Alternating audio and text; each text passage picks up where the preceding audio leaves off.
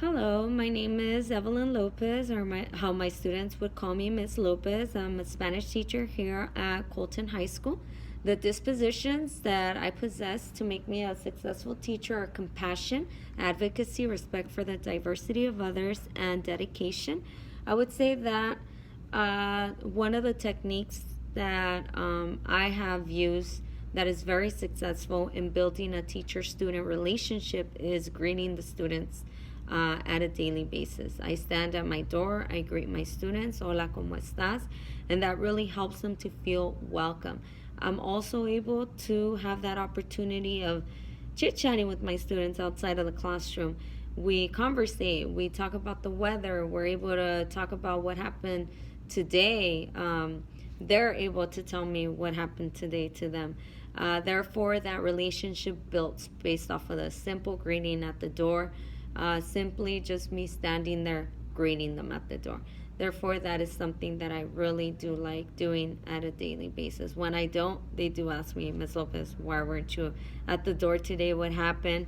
So they do become thrown off when I don't do that. Something else that I do like doing that that's very helpful is consistency in my attendance. That consistency helps me build a routine in my teaching, and that consistency and that routine help my students become self-sufficient. They walk in, they already know, take out your notebook, work on your bell work.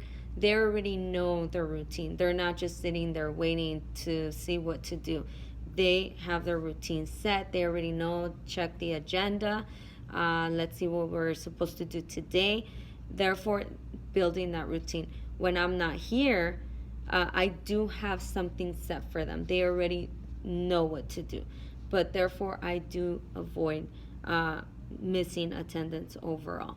Therefore, consistent attendance has helped me personally, once again, build a routine in my classroom. Another one is connect to my students in a diverse way.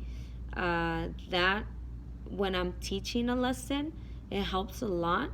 The cultural background, connecting that to the lessons. I teach the higher level Spanish, and the constant connection of the cultural background really helps in my lessons. Most of my students, or all my students, come from a Hispanic background, and connecting, for example, food, family, music, when I'm teaching a lesson really helps. Or even me, when I mention an example from my family, because I do also come from a Hispanic background, they automatically connect to it. Most of them connect to it.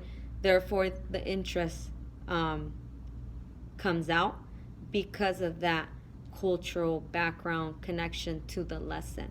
And the interest overall to the topic comes out because of that, because of the culture that I was mentioned. The dispositions that I think I do need to work on are reflection and professional conduct, because reflection, I've built a routine as mentioned before. And for example, building that routine, I forget to reflect on my teaching, and the only time that I do get the reflection, or I do get some input, is when I have my formal observations. But I do forget that I need to reflect on my own, not just wait. Not just wait for the formal observation. And what other way than getting the reflection is also from students. Students are a big part and are the important part of our teaching, and therefore getting input from them is very important. I used to do the survey, where I would do a survey, they would give input, and let me tell you, that was very, very helpful, because I got to see how the students would tell me, she should better in this and that. And you know what? That has really helped me build the person that I am now as a teacher. Uh, I haven't been consistent with that, and that's something I do want to start incorporating to do it yearly. I used to do it like 2, 3 years ago, where I would get the input from the students, and it would help me reflect on my teaching. Sometimes I would get surprised from the input because it was classes that I was like, wow, I'm doing great. This is the most perfect classroom, and I know everybody's participating. And then I would get the result, and it was like, wow, they're telling me that maybe I should stop doing this, or maybe I should stop doing this activity, thinking that it was the most fun one. Therefore, that the survey from the students, the input from the students was very helpful. The participating in school, participating in overall, for example, uh, workshops is something that I do want to incorporate in overall my teaching career, you would say, because I don't go to workshops too frequently, and or I haven't gone to a workshop in years, I would say, and it's something that it's not that I avoid it. It's just sometimes I get caught up grading or doing other things that I forget to do a workshop, and that's something that is very helpful to better ourselves as teachers. Therefore, I always get emails, workshop for this, foreign language workshop, and I don't realize, hey, Ms. Lopez, hey, Evelyn, if you go to this workshop, you're going to get great input, great ideas for teaching, and that is a goal that I do have for myself, to reflection and attend workshops to better my teaching skills. What would you call a professional educator? What does a professional educator look like? And how does a professional educator behave?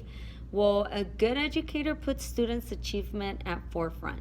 The educator knows as much as is possible about every single one of their students, and that is very true. As high school students, we have 100 plus students, but we need to know each one of them. And it's a little difficult, but we have to do it. And an educator also is able to present the information in a variety of ways as to make sure that all students understand the material. There isn't just one way of teaching, there is a variety of ways of presenting that information. Therefore, that is what a professional educator looks like from my point of view. Thank you so much, and God bless.